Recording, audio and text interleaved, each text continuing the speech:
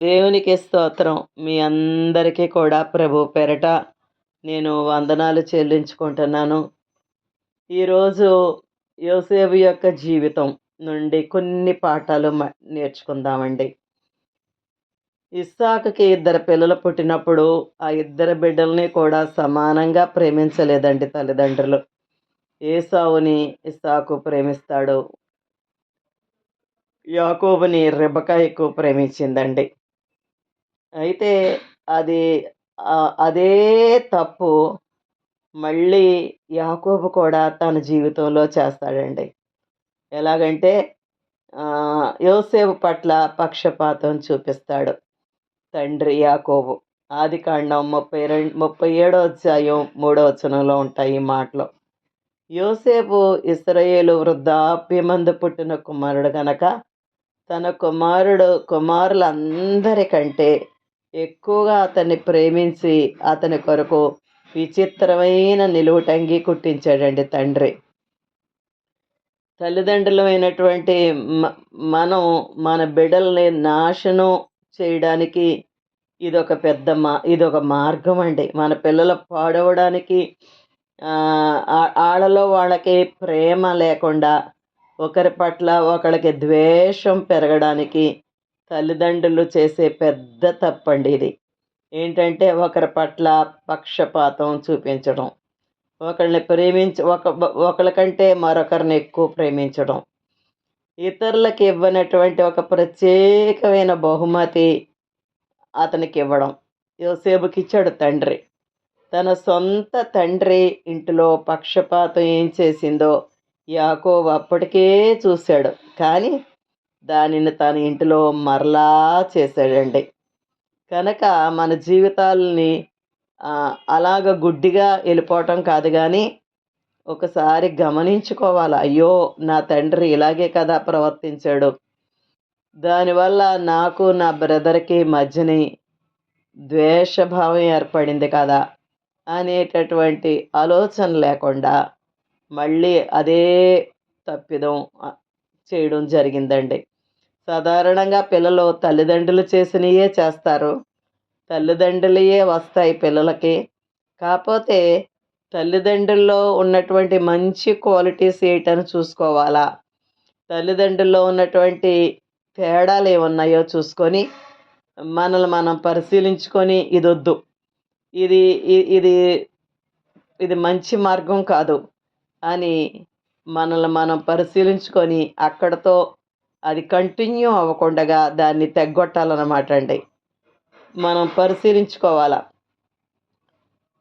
అయితే తన ఇంట్లో మరలా అదే తప్పు చేశాడు యాకోబు.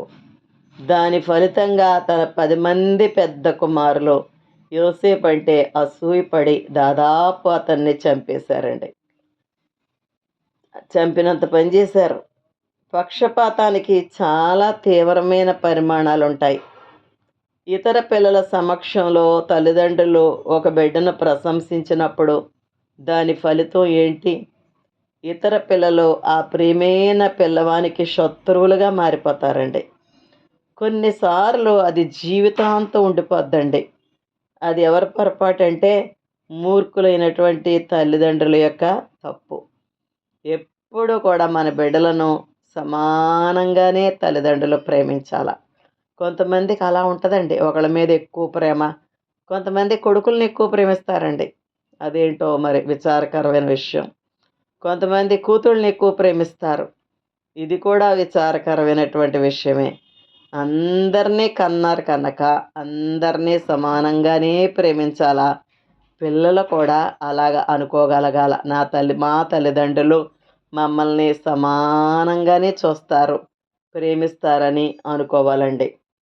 మనం 37 అధ్యాయం 18 వచనం చదివితే ఆదికాండంలో యోసేపు అన్నలు అతన్ని చంపడానికి ఎలా తలంచారో మనం చదువుతామండి. ఆ అన్నల్లో ఒకడు ఆలోచన ఆపేసి ఆ సమయంలో అటు వెళుతున్నటువంటి బానిసల వర్తకులకు అమ్మేలాగా దేవుడు చేశాడండి. అది దేవుడే చేస్తాడు. ముందు చంపాలనుకున్నారు వాళ్ళు. అప్పుడు ఆ అన్నగారుల్లో ఒక ఆయన చంపొద్దని చెప్పంటాడు. ఆ వర్తకులకి, బానిసల వర్తకులకి అమ్మేయడం జరుగుద్ది. అలాగ యోసేపు చనిపోకుండా దేవుడు కాపాడడం జరిగిందండి. ఆ సమయంలో బానిస వర్తకులను అక్కడికి పంపిందెవరో? దేవుడే. యోసేపుని చంపబోయే సమయంలో ఆ ఇష్మాయేలీయులైన బానిస వర్తకులను అక్కడికి వచ్చేలాగా చేసింది కూడా దేవుడేనండి. దేవుడు యోసేపు ఎక్కడికెళ్ళాలనుకున్నారో ఖచ్చితంగా అక్కడికే, అంటే ఐగుప్తుకి వాళ్ళు ఎళ్తున్నారు. దేవ్ దేవుడు అక్కడికి యోసేపును పంపాలని అనుకున్నాడు. దేవుడు నీ జీవితం కొరకు ఒక ప్రణాళిక, ఒక ఉద్దేశాన్ని కలిగి ఉంటాడు. దానిని ఎవ్వరూ పాడు చేయలేరు. నీ జీవితం పట్ల దేవునికున్న ప్రణాళికను పాడయింది అనంటే అది నీ చేతుల్లోనే ఉంది. ఆ వ్యక్తివి నువ్వే. నువ్వే దాన్ని పాడు చేసుకోవాలి గానీ ఎవ్వరూ పాడు చేయలేరటండి దాన్ని. అది మాత్రం మనం గుర్తుంచుకోవాలండి. యోసేపుని అతని అన్నలు ఐగుప్తుకి అమ్మివేయినట్లు చేయడానికి దేవుడు వారి అసూయను వాడుకొని ఆ విధంగా అతని జీవితం పట్ల ఆయన ప్రణాళికను నెరవేర్చారండి. ఇతరులు మనకి వ్యతిరేకంగా చేయనుద్దేశించిన కీడును మన మంచి కొరకు ఆయన ఉద్దేశాలను నెరవేర్చడానికి దేవుడు ఉపయోగించుకుంటాడంట. హల్లెలూయా. ఇతరులు మనకు చేయడానికి ప్రయత్నించే కీడు నుండి దేవుడు మనల్ని కాపాడితే అదే అసలు గొప్ప విషయం. ఇతరులు మనకు కీడు చేయాలని అనుకున్నప్పుడు దేవుడు మనల్ని కాపాడితే అది చాలా గొప్ప విషయం అండి. కానీ దేవుడు ఇంకా ఉత్తమమైన దానిని చేస్తాడండి. ఇతరులు మనకు చేసే కీడుని మన జీవితాల కొరకు ఆయనకున్న ప్రణాళికను నెరవేర్చడానికి ఆ కీడును వాడుకుంటాడండి. దేవుడు ఆ విధంగా సాతాను ఎత్తులను చిత్తు చేస్తాడు. యోసేపు యొక్క సహోదరులు అతనంటే అసూయపడ్డానికి బదులు అతని పట్ల మంచిగా ఉంటే యోసేపు ఎప్పటికీ ఐగుప్తుకి వెళ్ళేవాడు కాడు. యోసేపు ఐగుప్తుకి ఎలా వెళ్ళాడు? అతని సహోదరులు అతనంటే అసూయపడ్డం మొదటి మెట్టు. వారతనిని బానిస వర్తకులకు అమ్మేయడం రెండో మెట్టు. ఆ బానిస వర్తకులు యోసేపుని ఐగుప్తుకి తీసుకెళ్ళి అక్కడ అమ్మేశారండి. ఇది 3. ఆ విధంగా యోసేపుని ఐగుప్తుకి తీసుకెళ్ళాలనే దేవుని ప్రణాళిక నెరవేరింది. కనుక నువ్వు దేవుణ్ణి ప్రేమిస్తే ఇతరులు నీకు చేసే హాని చివరికి నీ జీవితం పట్ల దేవునికున్న ప్రణాళిక నెరవేరుస్తుంది. రోమీలకు రాసిన పత్రిక 8:28 ఉంటుంది. మనకంట ఏది జరిగినా సరే దేవుని ప్రేమించే వారికి, అనగా ఆయన సంకల్పం చొప్పున పిలువబడిన వారికి ప్రతీది మేలుకే జరుగుద్దని ఉంటుందండి. కనుక ఇంపార్టెంట్ అయిన విషయం ఏంటంటే మనం దేవుణ్ణి ప్రేమిస్తున్నామా? దేవుణ్ణి ప్రేమించటం అంటే ఆయన ఆజ్ఞలను గైకోవడమే దేవుణ్ణి ప్రేమించటం. ఎప్పుడైతే మనం ఆయన ఆజ్ఞలను అనుసరించి జీవిస్తామో అప్పుడు మన జీవితంలో ఎవ్వరూ కూడా దేవుడికి మన పట్ల ఉన్నటువంటి ఉద్దేశాలను వాటిని ఎవ్వరూ కూడా పాడు చేయలేరండి. అయితే నువ్వు కొన్ని శోధనలు ఎదుర్కోవచ్చు. యోసేపు కూడా ఒక బానిసగా కష్టాలు అనుభవించాడు. కానీ అతని జీవితం పట్ల దేవునికి ఉన్న ప్రణాళికను ఆ కష్టాలే ఆ ప్రణాళిక నెరవేరడానికి కారణమయ్యిందండి. దేవునికి మహిమ కలుగును గాక. విశ్వాసం ఉన్న వ్యక్తి ఏమంటాడంటే, యోసేపు యొక్క దేవుడు నా దేవుడు కూడా. నా హృదయం అంతటితో దేవుణ్ణి ప్రేమిస్తే నేనంటే ఎంతమంది అసూయపడినా, నాకు వ్యతిరేకంగా ఎంతమంది కీడును తలపెట్టినా నా జీవితంలో దేవుని ప్రణాళికను నెరవేర్చకుండా ఆపలేరు. అద్భుతాలు చేసే మన దేవునిలో మనకు అటువంటి విశ్వాసం ఉండాలండి. మళ్ళీ చెప్తాను ఈ మాట వినండి. నాకు కూడా ఎంతో నచ్చింది ఈ మాట.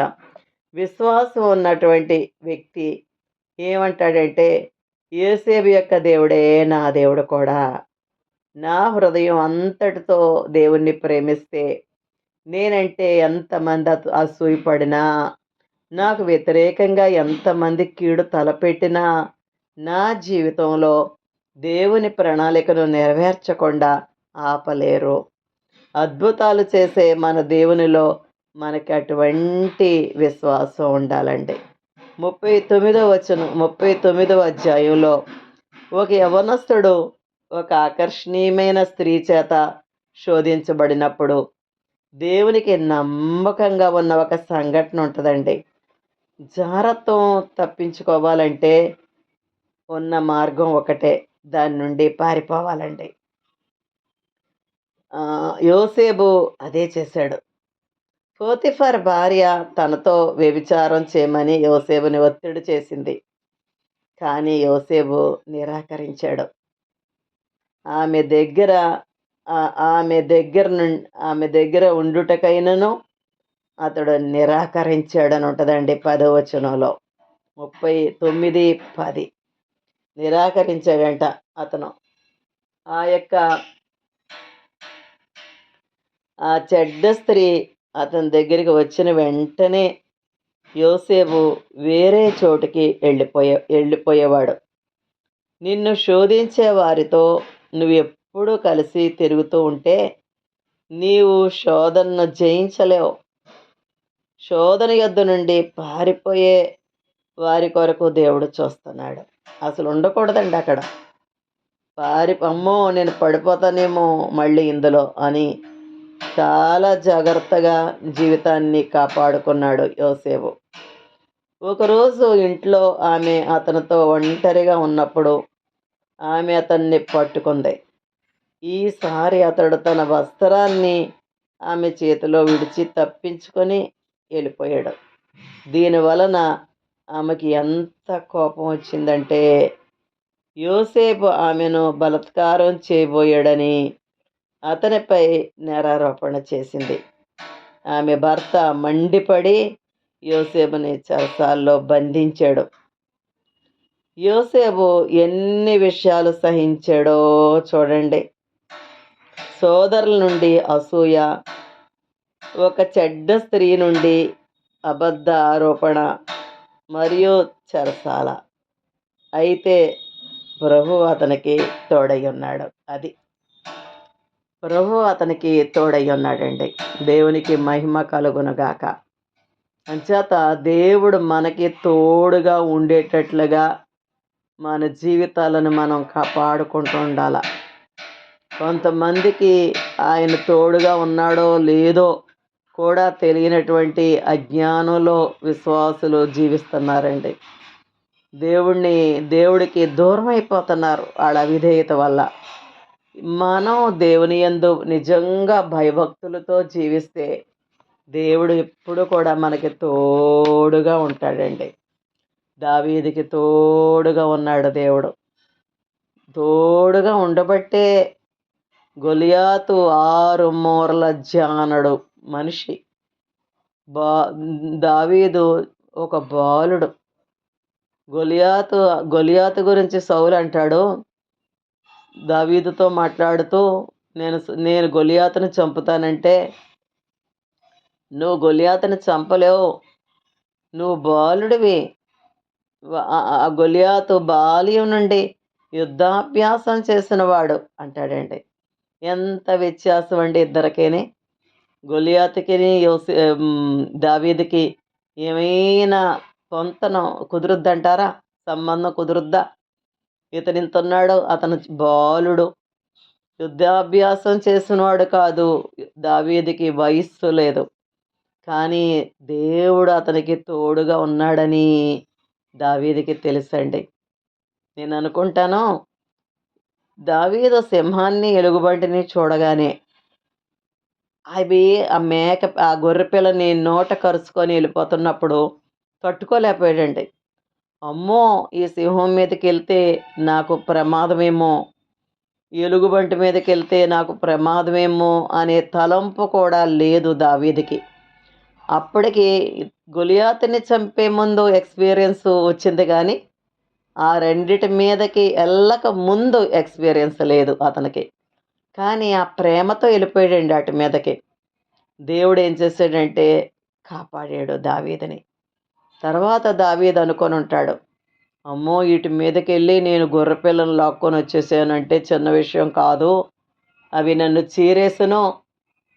అయితే నాకు దేవుడు తోడుగా ఉండబట్టే నేను అలాగా కాపాడబడ్డానని అనుకొని ఉంటాడు. ఆ నమ్మకంతోటే గొలియాతు మీదకి వెళ్తానంటాడు. అంటాడు, నా దేవుని సహాయం వలన నేను శూర కార్యాలు జరిగిస్తానంటాడు.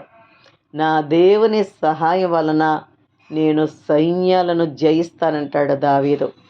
అంచేత ఒక వ్యక్తి తన జీవితంలో దేవుడు తనకి తోడుగా ఉన్నాడా, తోడుగానే ఉంటున్నాడా అన్నది మాత్రం ఎప్పటికప్పుడే పరీక్షించుకోవాలండి.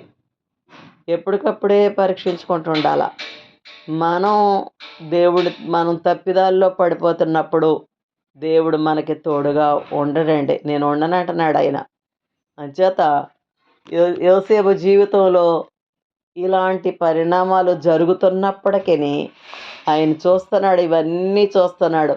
అన్నయ్య యొక్క అసూయ చూశాడు, పోతీఫర్ భార్య యొక్క కాముకత్వాన్ని చూశాడు. పోతీఫర్ అసలు ఏ ఏ విచారణ చేయకుండా, యోసేపుని ఒక్క మాట కూడా అడగకుండా అతన్ని చెరసాల్లో వేయించేయడం కూడా ఆయన చూస్తున్నాడండి, చూస్తుంటాడు.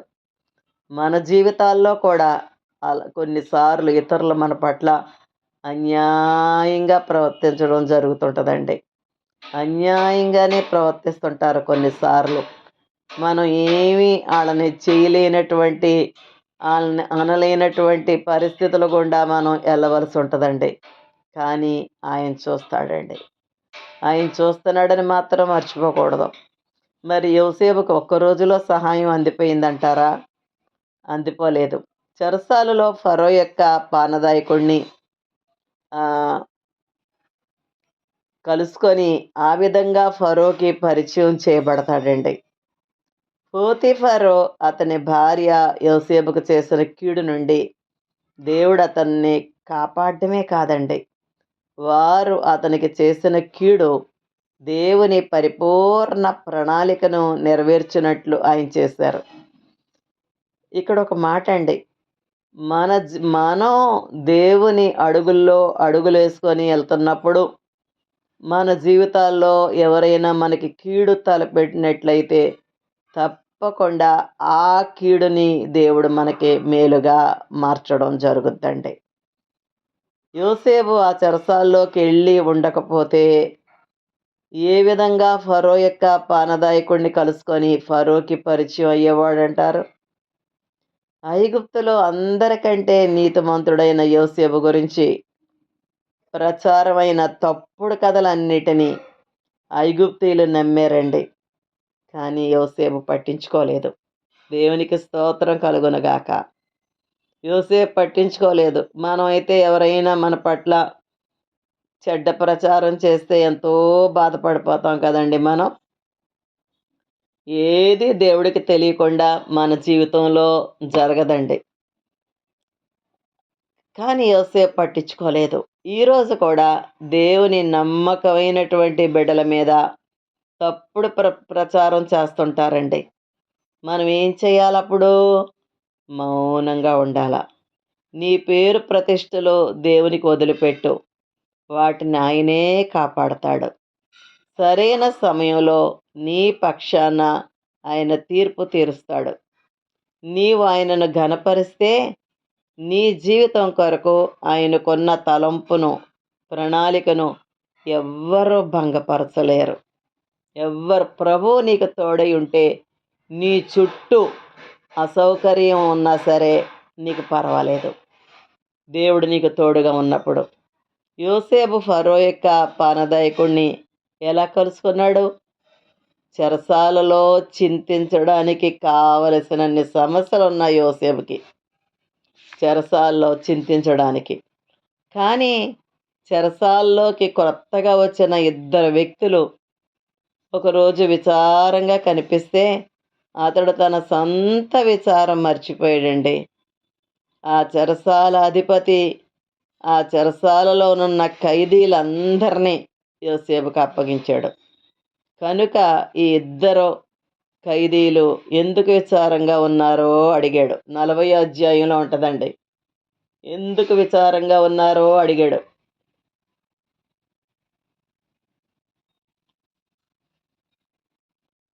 అలా వారి కలలకు సరైన తాత్పర్యం చెప్పి వారిలో ఒకడైన పానదాయకుని ద్వారా ఒకరోజు ఫరో కలకు తాత్పర్యం చెప్పే అవకాశం పొందాడు.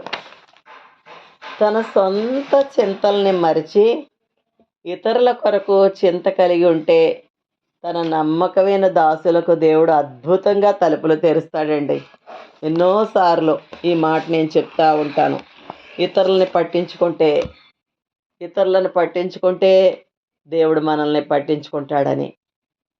తన సొంత చింతలను మరిచి ఇతరుల కొరకు చింత కలిగి ఉంటే తన నమ్మకమైన దాసులకు దేవుడు అద్భుతంగా తలుపులు తెరుస్తాడు. ఈ సంఘటన ద్వారా మనం నేర్చుకోవచ్చండి. కనుక మన సొంత చింతలతో మనం మునిగిపోకుండా ఉండాలి. ఈ లోకంలో అక్కరలో ఉన్న ఇతరులకు మన హృదయాలను తెరవాల. చివరికి యోసేపు ఫరో ఎదుట నిలబడ్డాడు. దేవునికి స్తోత్రం కలుగును గాక. అది దేవుని పరిపూర్ణమైన సమయం. దేవుడు ఎల్లప్పుడూ సమయానికే చేస్తాడు. ఆయన ఎన్నడూ ఆలస్యం చేయడు. మన కష్టాలన్నిటికీ కూడా దేవుడు నిర్ణీతమైన సమయాన్ని నియమించాడు. ఈ అన్ని శోధనలో దేవుడు ఎందుకు అనుమతిస్తాడంటే మన జీవితంలో మనం అనేకమైన పాఠాలు నేర్చుకోవడానికేనండి. పాఠాలు నేర్చుకోవాలా, ఎలాగ బ్రతకాలో నేర్చుకోవాలండి. ఆ సమయంలో ఆయన మనల్ని పరీక్షిస్తాడండి. ఎప్పుడు మనం శోధనల గుండా వెళ్తున్నటువంటి సమయంలో దేవుడు మనల్ని పరీక్షిస్తాడు. ఆ సమయం ముగిసిన తర్వాత మన కొరకు కార్యాలు జరిగేటట్లుగా దేవుడు ఆజ్ఞాపిస్తాడండి. మనం నమ్మకంగా ఉంటే విశ్వాసంలో బలంగా ఉంటామండి. నమ్మకంగా ఉన్నప్పుడు దేవుడు సాతాను ఎత్తుల్ని చిత్తు చేసి సాతాను మనకు చేసే కీడుని మనలను బలపరచడానికి వాడుకుంటాడండి. అంచేత మనం బేంబేలు పడిపోనక్కర్లేదు. మనం ఆయన మార్గాల్లో జీవిస్తున్నప్పుడు, మనం ఆయన చిత్తంలో బ్రతుకుతున్నప్పుడు, మనం వాక్యానుసారంగా జీవిస్తున్నప్పుడు, మనం ఎటువంటి పరిస్థితి గుండా వెళ్తున్నా సరే మనం భయపడక్కర్లేదండి. యాకోబు కొడుకులు కరువు వచ్చినందువల్ల ధాన్యం కొరకు ఐగుప్తుకి వెళ్ళారండి. యోసేపు తన సహోదరులతో దైవానుసారంగా వ్యవహరించాడు. దైవికమైన జ్ఞానంతో వ్యవహరిస్తాడండి. దేవుడే మీకు ముందుగా నన్ను పంపించనని వారితో చెప్పాడు. 7వ వచనంలో అతడు తన సహోదరులతో నీకు ముందుగా దేవుడు నన్ను పంపినని చెప్పాడు. 8వ వచనంలో మళ్ళీ అంటాడు దేవుడు పంపాడు అంటాడు. తన సహోదరులతో చెప్తున్నాడు దేవుడే పంపాడని. నన్ను ఇష్మాయేలీయులకు అమ్మింది మీరు కాదు, దేవుడు. నన్ను చెరసాలకు పంపింది పోతీఫర్ యొక్క భార్య కాదు, దేవుడు అని చెప్పాడు. మన మార్గాలన్నిటిలో కూడా ఇతరులు మనకు చేసేటటువంటి కీడులో కూడా మనము దేవుణ్ణి చూడగలిగితే మనం ధన్యులమే. దేవునికి స్తోత్రం కలుగునగాక. ఈ గ్రహింపు లేనోళ్ళు ఎంతమంది ఉంటున్నారో విశ్వాసుల్లోనే. అందుకనే పోట్లాడుకుంటున్నారండి, దెబ్బలాడుకుంటున్నారు. ఈ దినాల్లో ఎంత విచారకరమైన సంఘటనలు వినబడుతున్నాయో కదా. ఈ వ్యక్తి నాకు హాని చేస్తున్నాడు, ఈ వ్యక్తి నాకు హాని చేస్తున్నాడని ఎప్పుడు చెప్పొద్దు. వారు అలా చేయడానికి అనుమతించింది దేవుడే. అతనిని ఒకప్పుడు బానిసత్వంలోకి అమ్మిన సోదరులకు యోసేపు గొప్ప విందు సిద్ధపరిచాడండి. అతని కొరకు ఒకప్పుడు గుంటను సిద్ధపరిచిన సహోదరులకు అతడు ఐగుప్తు దేశంలోని శ్రేష్టమైన ప్రదేశమైన గోషేను దేశం ఇచ్చాడు. ఆదికాండం 46వ అధ్యాయం 34వ వచనంలో. ఒక దైవజనుడు, ఒక విశ్వాసి అటువంటి వైఖరి కలిగి ఉంటాడండి. ఒక నిజమైనటువంటి విశ్వాసి, నిజమైనటువంటి దైవజనుడు అలాంటి వైఖరి కలిగి ఉంటాడు. మనం ఎంత ఎదగాలో కదా ఆత్మీయ జీవితంలో. దేవుడు అందుకే ఎడ జీవితాలు పరిశుద్ధ గ్రంథంలో వ్రాయించి ఉంచాడు. ఆ? అతనికి అమ్మేసినటువంటి, బానిసగా అమ్మేసినటువంటి సహోదరులకట వాళ్ళకి ఒక మంచి విందు ఏర్పాటు చేసాడట. తర్వాత ఐగుప్తు దేశంలో ఒక మంచి ప్రదేశం, గోషేను ప్రాంతం వాళ్ళకి ఏర్పాటు చేశాడట. అలాంటి మాటలు మనం చదువుకుంటున్నప్పుడు మనం అన్ని సమస్యలే ఏకరవ పెడతామండి దేవుడి దగ్గర. అడగకూడదని కాదు నా ఉద్దేశం. దేవుణ్ణి అడగపోతే ఎవరిని అడుగుతాం? ఊరికనే సమస్యల మట్టికే అడిగేసి ఊరుకోకూడదు. ఈ వాక్యాలు చదువుతుంటుండగా మనల్ని మనం పరిశీలన చేసుకుంటుండాలండి. ఏమని పరిశీలించుకోవాలా? యోసేపు గురించి ఇలా చదవగానే మీరు కాదు, నన్ను పంపింది మీరు కాదు, దేవుడే. నన్ను జైల్లో వేయించింది పోతిఫర్ భార్య కాదు, దేవుడే అన్నట్టుగా యోసేపు జీవించాడు. ఎవరైనా మన పట్ల అన్యాయంగా ప్రవర్తిస్తే మనకు చాలా బాధ కలుగుద్ది కదా.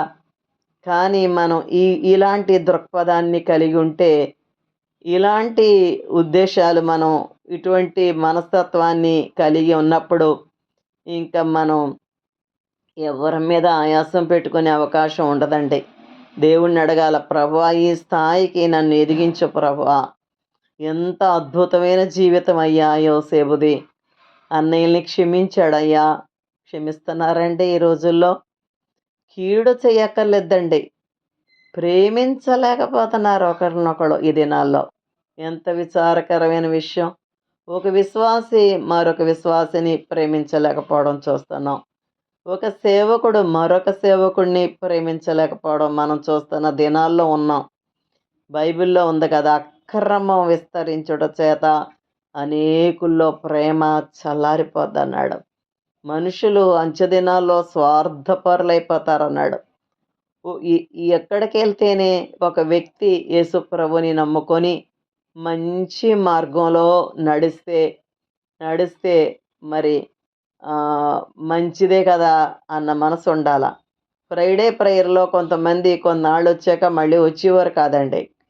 అయితే నేను ఎవరినైనా ఒకళ్ళిద్దరిని రావటం లేదమ్మా అని అడిగితే, దగ్గరలోనే మాకు చర్చ్ ఉందమ్మా, అక్కడ కూడా బాగానే చెప్తున్నారు, ఇది చాలా దూరం అమ్మ అన్నారనుకోండి, అప్పుడు నేను అలాగేనమ్మా, అక్కడ కూడా మీకు బాగుంటే అలాగే. ఎందుకంటే మరి వాళ్ళ కానుకలు నేను వాళ్ళ కానుకలు నాకు అక్కర్లేదు కదా. నాకేంటి కావాలా? వాళ్ళు ఎక్కడికి వెళ్తున్నా, ఎక్కడికి వచ్చినా వాళ్ళ ఆత్మలో బలపడి ఆత్మీయంగా వర్ధిల్లి దేవుని రాకడకు సిద్ధపడమే కదా నాకు కావాలా. ఈ ఈ రకమైన దృక్పథం దైవజనులకు ఉంటే వాళ్ళు ధన్యులేనండి. యోసేపు లోకంలో రెండవ అధిపతి అయినప్పటికీ తండ్రిని గౌరవించి అతన్ని కలుసుకోవడానికి వెళ్తాడండి. ఒక భక్తిపరుడు కూడా తన తల్లిదండ్రులను ఎల్లప్పుడూ గౌరవించి వారిని ఘనపరుస్తాడు. కనుక మనం వెళ్ళే కష్టాల ద్వారా దేవుడు మన ఆత్మీయ కనుదృష్టిని మెరుగుపరుస్తాడని గ్రహించాలండి. మళ్ళీ చెప్తున్నాను, మనం వెళ్ళేటటువంటి కష్టాల ద్వారా మన ఆత్మీయ కనుదృష్టిని దేవుడు మెరుగుపరుస్తాడు. కనుక ఈ వాక్యం విన్నటువంటి మనం మన జీవితాలను పరిశీలించుకుందాం. మనం దేవుణ్ణి ప్రేమిస్తున్నామా? ఆయన ఆజ్ఞలు అనుసరిస్తున్నామా? అలాగ ఇది ఇంపార్టెంట్ అయిన విషయం. అలాగ మనం జీవించినప్పుడు మన జీవితాలలో ఎవ్వరు ఎలా ప్రవర్తించినా దేవుడు ఆళ్ళు మనకి కీడు చేయాలని అనుకున్నా దేవుడు వాటిని మనకి మళ్ళీ మేలుకరంగా చేసే దేవుడండి. అందువల్ల ఒక విశ్వాసి దేన్ని బట్టి చింతించకూడదు గానీ, నాకు ఏ పరిస్థితి గుండా ఎళ్తన్నా చివరికి నాకు మేలు జరుగుద్దని నమ్మాలండి. ఆఖరికి యోసేపు జీవితంలో మనం చూస్తాం. పాపం చేయనందుకు చెరసాల పాలైనప్పటికిని, పాపం చేయనందుకు జైలు పాలైనప్పటికిని, చివరికి ఆ దేశానికే అధికారయ్యాడండి. ఫరో అంటాడు, "నీ మాట లేకుండా ఎవ్వరు కూడా చెయ్యెత్తడానికి లేదు, దించడానికి లేదంటాడు." యోసేపు అన్నయ్యలు తండ్రితో చెప్పిన మాట నాకు ఎంత ఇష్టమో, నాన్న యోసేపు బ్రతికే ఉన్నాడు, ఐగుప్తుని ఏళ్తున్నాడు. నాన్న ఐగుప్తు దేశపు అధికారి మన యేసేవే, మన యేసేవే బ్రతికే ఉన్నాడు నాన్న, ఐగుప్తుని ఏళ్తున్నాడు అన్నాడు. దేవునికి మహిమ కలుగునగాక. మనల్ని కూడా దేవుడు అలాగ యోసేపుని నడిపించినట్టు నడిపించి అనేకులకి ఆశీర్వాదకరంగా చేయునుగాక. ఆమేన్.